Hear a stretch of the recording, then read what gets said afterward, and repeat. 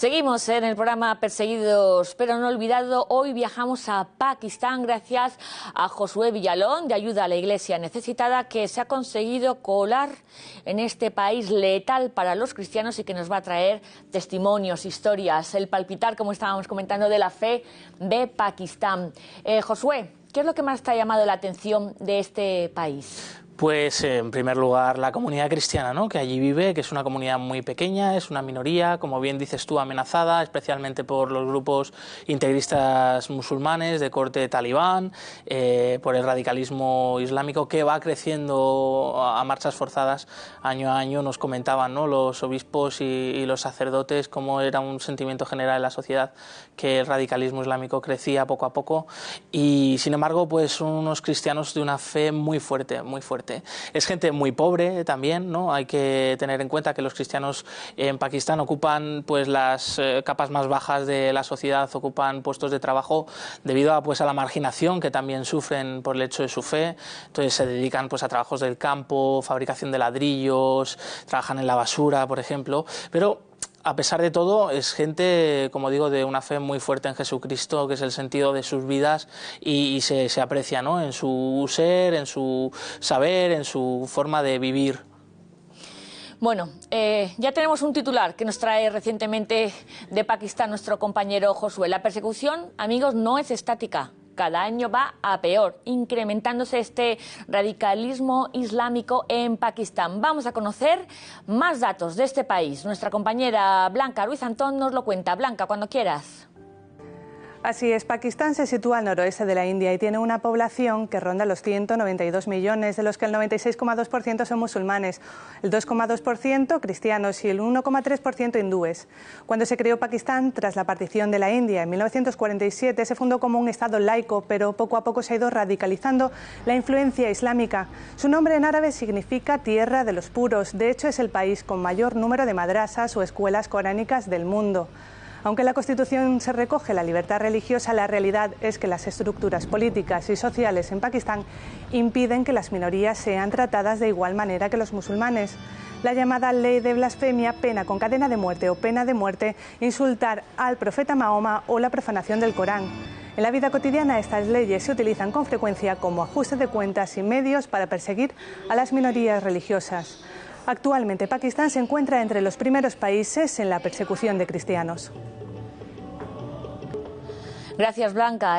Josué, los cristianos son esta minoría analfabeta, paupérrima, perseguida, incluso hasta la muerte, como estamos viendo. No están situados geográficamente en el norte o en el sur, sino que están distribuidos por todo el país, a diferencia, por ejemplo, de Nigeria, ¿no?, donde el norte es más musulmán y el sur es más cristiano, ¿no? ¿Cómo es la fe? ¿Cómo está distribuida, en primer lugar, geográficamente en Pakistán? Bueno, pues como bien has dicho, ¿no?, hay cristianos en todas partes del país, quizá donde sí son mayoría son en la zona del este de Pakistán, en el Punjab, llamada provincia del Punjab, donde, bueno, pues debido a una serie de circunstancias también históricas, los cristianos allí tienen una presencia más fuerte, pero están distribuidos, como bien has dicho, por todo el país, incluso las zonas más remotas de la frontera con Afganistán y de la montaña del Himalaya, también se encuentra, hay comunidades dispersas, pero sí, también hay presencia allí. Viven en guetos.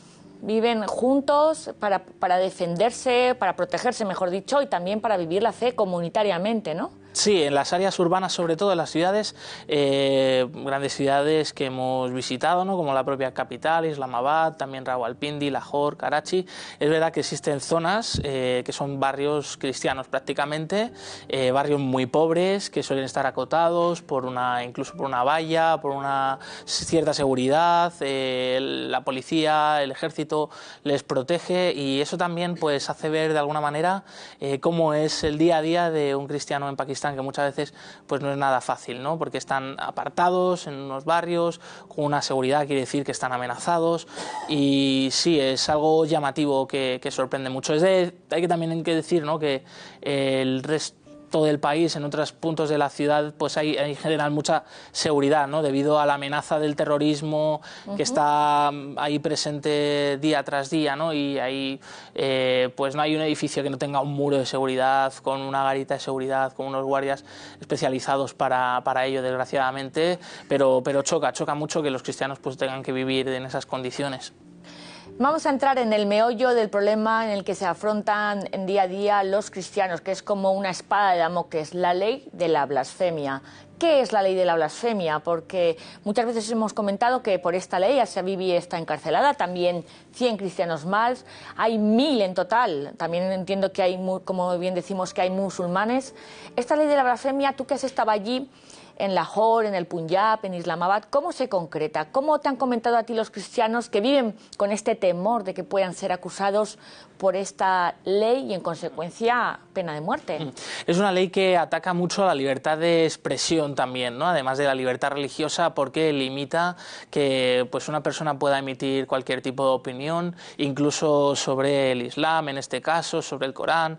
Como bien ha explicado antes, ¿no? La compañera, son un grupo de leyes dentro del Código Penal, no es una única ley, son un grupo de leyes que lo que hacen es incluso condenar a muerte, ¿no? Aquel que hable en contra de Mahoma o que profane el Corán. Entonces, el problema es que esta ley se utiliza de forma arbitraria para atacar socialmente, como es el caso, a las minorías religiosas, a los cristianos, además porque según la ley de la Sharia, pues el simple testimonio de un hombre musulmán ya es prueba, sirve como prueba para poder encarcelar, arrestar, comenzar un juicio contra un miembro de una minoría religiosa, y esto es algo muy injusto, por el cual han estado también luchando, reivindicando grupos de políticos, de abogados, para que esta ley se derogue, pero sigue estando en vigor y bueno, ha provocado situaciones como la de Asia Bibi, que ha estado 9 años en el corredor de la muerte, pero como tú bien has dicho, otros 100 casos más de cristianos, otros 1000 casos más de gente que no es cristiana que está en la cárcel debido a esta injusta ley. ¿Has conocido en tu viaje algún familiar de algún cristiano que esté encarcelado por esta ley de la blasfemia? Sí, hemos conocido a algunos de los familiares. Hay que decir que la Iglesia Católica en Pakistán está haciendo una labor de acompañamiento a estas víctimas de la ley de la blasfemia, a sus familiares, porque hay que decir, muchos de los casos ni siquiera llegan a juicio, ¿no? Porque cuando hay una acusación de la blasfemia, enseguida se corre la voz entre grupos radicales y a las personas que son acusadas no les da tiempo ni siquiera que las lleven a las comisarías, a veces son ajusticiadas. Las turbas estas que hemos visto, eso es, ¿no? son ajusticiadas en la misma calle, y no solo lo sufren ellas, sino también sus familiares, sus amigos, que comienzan también a ser amenazados. Muchos tienen que huir, cambiar de ciudad o incluso marcharse del país debido a las amenazas de muerte, ¿no? Pierden sus trabajos, pierden su futuro, su medio de vida. Y bueno, pues sí, hemos conocido testimonios tremendos, ¿no? De una mujer que nos decía: mi marido lleva a la cárcel 4 años esperando a juicio, él es inocente simplemente porque un compañero de trabajo que le tenía cierta envidia pues le acusó de que había blasfemado contra el Corán, pues está ahora en esta situación y estamos todos escondidos, perseguidos por los radicales.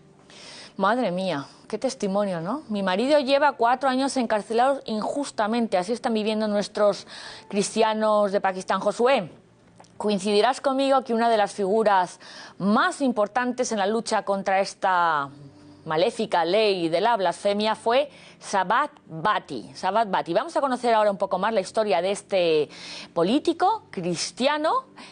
Fue ministro de las minorías de Pakistán, que se opuso radicalmente contra la ley de la blasfemia, que intentó muy al comienzo del caso de Asia Bibi defenderla, pero que esta posición le costó el martirio. Lo vemos porque este 2 de marzo se cumple ni más ni menos el aniversario de su martirio. Sabbath Bhatti fue el primer cristiano en formar parte del gobierno de Pakistán. Uno de los casos en los que más se involucró Sabbath Bhatti fue el de Asia Bibi, la cristiana condenada a muerte por un supuesto delito de blasfemia. Su oposición a la ley de blasfemia y sus esfuerzos por derogarla hicieron que recibiera numerosas amenazas, incluso de muerte. Por liderar esta campaña contra las leyes basadas en la Sharia y para la abolición de la ley de la blasfemia, blasfemia, alzando la voz por los cristianos y otras minorías oprimidas, marginadas y perseguidas, los talibanes me han amenazado. Pero quiero compartir mi fe en Jesucristo, que dio su vida por nosotros. Sé cuál es el significado de la cruz y la sigo.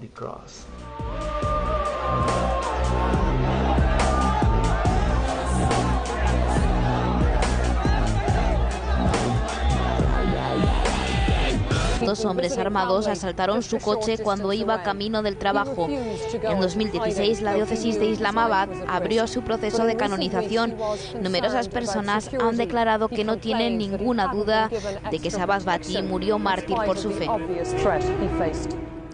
El 2 de marzo, Josué, se cumple este aniversario de este atentado cruento contra Sabbath Bhatti. ¿Cómo le recuerda a la gente, los cristianos? Es una referencia, supongo, ¿no? Sí, sin duda, ¿no? Especialmente para pues aquellos cristianos que están en el ámbito de la política, del derecho, los abogados. Es una inspiración para ellos, ¿no? En la lucha por los derechos de las minorías, por la denuncia de la marginación que sufren las minorías, en este caso los cristianos, ¿no?, de Pakistán. Y le tienen muy presente, pues como decía el vídeo, ¿no?, prácticamente eso, como un auténtico mártir que está en proceso de canonización y que él valientemente pues siempre dio la cara, ¿no?, reivindicando que él como católico tenía un compromiso con la sociedad de Pakistán, contra la corrupción, contra la injusta ley de la blasfemia, y fue su fe realmente la que le movió, ¿no?, a actuar como actuó. Yo solo les digo que mientras esté con vida, hasta mi último suspiro, serviré a Jesús y a esta pobre y sufriente humanidad, a los cristianos, a los necesitados y a los pobres. Este es el testimonio que nos ha dejado Sabbath Bhatti, que, como estamos diciendo, es un mártir del siglo XXI y que aquí siempre recordamos, no les olvidamos a estas personas que son los que están poniendo ahora mismo el rostro de Jesús en pleno siglo XXI. Bueno, pues esta iglesia pobre, esta iglesia perseguida, está dando mártires como Sabbath Bhatti. ¿Qué personas te has visto en este reciente viaje a Pakistán? ¿Te han marcado a ti estos cristianos que para nosotros son anónimos, pero que tú has destacado? Esta gente tiene tal fe, es tan presente Jesús para ellos, que a pesar de las dificultades están dando, como decimos, la vida y están sirviendo a Jesús, ¿no? Sí, no, para mí ha sido un testimonio que me anima, ¿no?, a mi fe, a mi coherencia de vida, a decir, oye, yo cómo vivo la fe aquí. Por ejemplo, ¿no?, me encontré con un diácono, un joven diácono de 28 años, Sabiat, que de la diócesis de Islamabad, que él me contaba su historia. Era de la única familia en un pueblecito muy pequeño en la montaña, la única familia católica. Y claro, estaban en una zona tan remota que solo celebraban la Eucaristía con un sacerdote una vez al año, y luego mensualmente llegaba hasta allí, hasta su pueblo, un catequista que les instruía pues en la comunión, en la confirmación, les llevaba a la comunión, con él hacían una pequeña oración, y yo decía, jo, este chico cómo ha podido mantener la fe, cómo ha descubierto su vocación en esa precariedad de vida, en esa precariedad también de formación de la fe. Es el que estamos viendo ahora mismo en pantalla, ¿no? Este joven laico, muy joven, 20 y tantos años, el único que su familia, sí, y que se mantiene. Eso es, y bueno, y ahora después de años de formación en el seminario, es diácono y esperaba el año que viene poder formarse, o sea, ordenarse como sacerdote, pues un joven sacerdote de esta iglesia de Pakistán, mártir, pero fuerte en la fe. Josué, ¿cuáles son las principales necesidades para que esta fe la podamos por lo menos sostener, ¿no? Como una ascua de un fuego que nosotros podemos intentar que no se apague. Porque me imagino que las carencias y las necesidades serán enormes, ¿no? Tú que te has visitado el Punjab, Islamabad, Karachi, ¿no?, en el sur, ¿qué has visto que es el primer reto que tiene la iglesia en Pakistán? Pues la iglesia tiene muchas necesidades, especialmente en el norte y en el este, en las zonas donde quizá hay menos cristianos, y allí donde los cristianos, como hemos dicho antes, son muy pobres, trabajan pues de sus propias manos en el campo, haciendo ladrillos, etcétera. Entonces pues se puede ver, ¿no? Pues que los medios que tienen son muy pocos.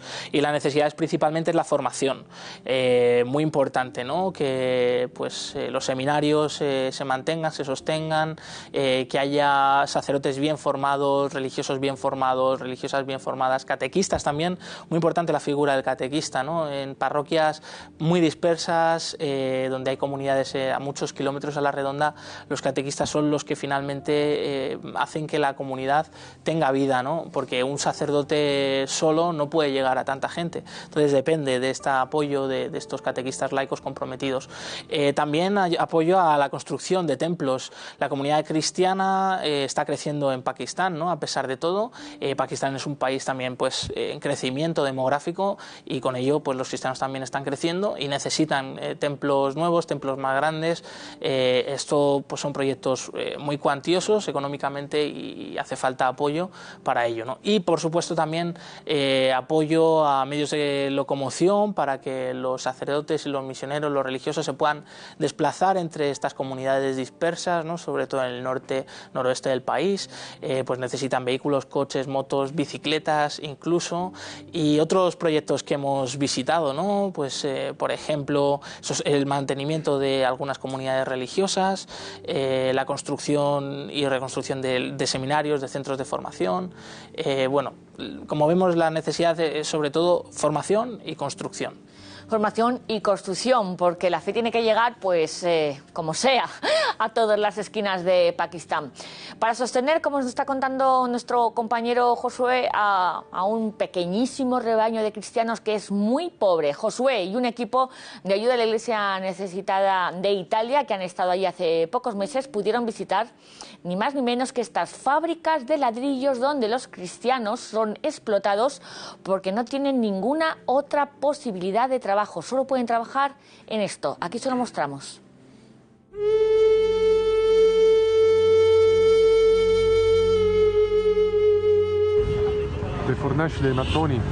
Las fábricas de ladrillos son la esclavitud del siglo XXI.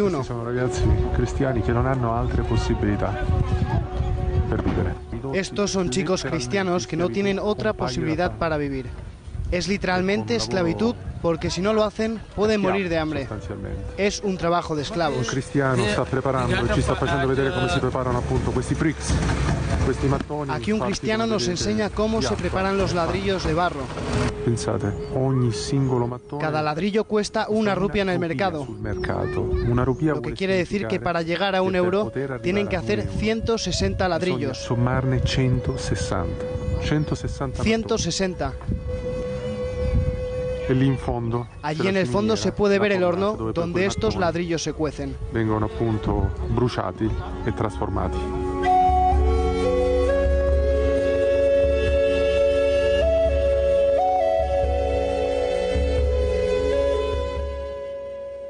Régimen de semiesclavitud, un ladrillo, una rupia y tienen que hacer 160 por lo menos para mantenerse y comer una familia cristiana en Pakistán. Sí, es tremendo, ¿no? Una vez hasta que no lo ve no se hace la idea, ¿no? Lo que es las condiciones de vida de estas personas y estas situaciones que afectan a todo el mundo, ¿no? Porque en general la sociedad de Pakistán pues es una sociedad muy corrupta, pues el gobierno tiene una gran tarea que hacer y la Iglesia en ese sentido a través de las comisiones de justicia y paz también hace una labor estupenda, ¿no? Tratando de hacer alianzas con otras religiones, en este caso también con los musulmanes.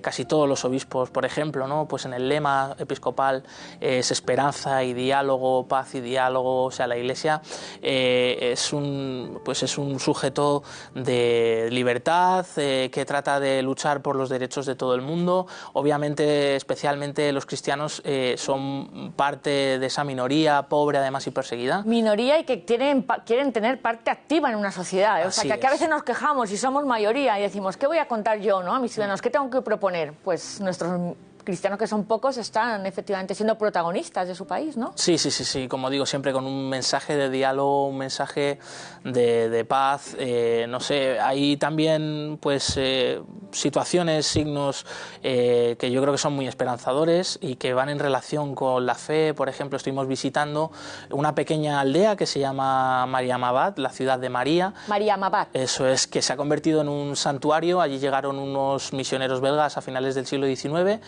construyeron una iglesia y comenzó una devoción a la Virgen María muy especial, que luego se ha ido corriendo la voz poco a poco, y todos los 8 de septiembre, que es la festividad de la Virgen, se reúnen allí hasta 2 millones de personas, de peregrinos, más del 50% nos decían musulmanes, por lo tanto un momento también de diálogo, de encuentro interreligioso y un signo, ¿no?, de esperanza de la Iglesia allí en Pakistán, ¿no? ¡Qué barbaridad! La Virgen congrega a todos sus hijos, musulmanes y cristianos, en este gran santuario que creo que lo apoyaba Ayuda a la Iglesia Necesitada, ¿no? Así es, sí, Ayuda a la Iglesia Necesitada tiene proyectos para poder ampliar este lugar y acoger a más y más peregrinos allí. Pues muchísimas gracias, Josué Villalón. Nos hemos metido en la fe de Pakistán, gracias a tu testimonio, a tus historias, y tus ojos han sido nuestros ojos. Muchísimas gracias. Un país sin duda precioso, maravilloso, y que la presencia de los cristianos allí es muy importante, muy importante. No lo olvidamos. Bueno, amigos, aunque estamos todos metidos en Pakistán, nos tenemos que ir. Ya saben, el programa se acaba, pero bueno, más historias como la que nos acaba de contar Josué, seguro la semana que viene. Ya estamos preparándolas. El próximo miércoles les esperamos. Si quieren seguir toda la actualidad de Ayuda a la Iglesia Necesitada en nuestra página web, ayudalaiglesianecesitada.org, síganos en nuestras redes sociales, compartan estos vídeos, nuestras historias en nuestros perfiles de Facebook, de Twitter, de Instagram, de YouTube, y si lo desean, para echar una mano o para cualquier información que precisen, llamen al teléfono de Madrid al 91 725 92 12. Seguro que les van a atender estupendamente. Bueno, saben que siempre se despiden de ustedes nuestros amigos desde cualquier rincón del mundo. Hoy les saludan desde Siria, donde el arzobispo sirio católico de Homs nos cuenta cómo encontró su iglesia después de la batalla de esta guerra que no se acaba en Siria, y cómo gracias a su ayuda los niños de su parroquia pueden comenzar a recuperarse de estos traumas de la guerra. Con ellos nos vamos. Hasta la semana que viene.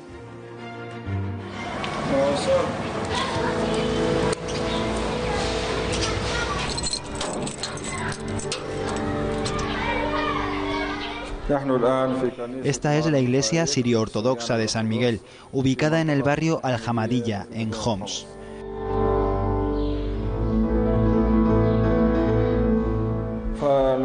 Lloré cuando vi la iglesia por primera vez después de la batalla. Para mí, como pastor de los sirio-ortodoxos en Homs, ver esto fue muy doloroso. Todo estaba sucio y había basura en todos lados. La escena era terrible.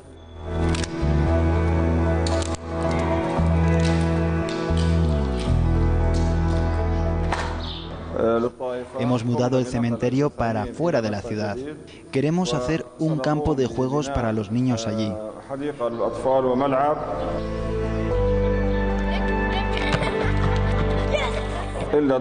Los niños pueden jugar aquí entre los muros de la iglesia sin peligro. Esto les ayuda a recuperarse después del trauma de la guerra.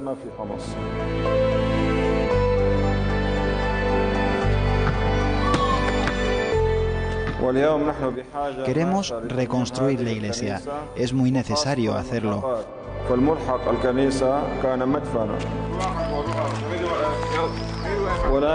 Sin embargo, mi sueño es renovar las casas antes que la iglesia. Cuando las casas estén reconstruidas, la gente volverá. La vida entonces volverá a la iglesia, cuando la gente vuelva a sus casas.